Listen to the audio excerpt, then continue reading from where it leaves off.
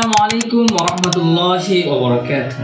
সম্মানিত হাজিরিন, আজকে খতম তারাবিতে 21 নং পারা তেলাওয়াত করা হবে।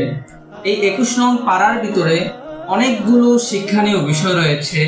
তার মধ্য থেকে আমি আপনাদের সামনে একটি শিক্ষণীয় বিষয় আলোচনা করার চেষ্টা করব ইনশাআল্লাহ তাআলা।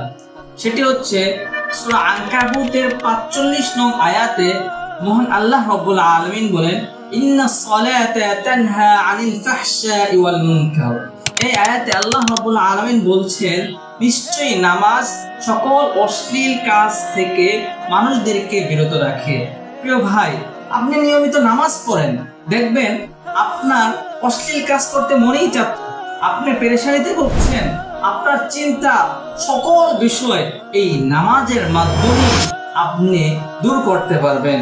এই জন্য আমাদের উচিত সব সময় আল্লাহ রাব্বুল আলামিনের এই বিধান নামাজ সুন্দরভাবে পালন করার চেষ্টা করব ইনশাআল্লাহ তাআলা।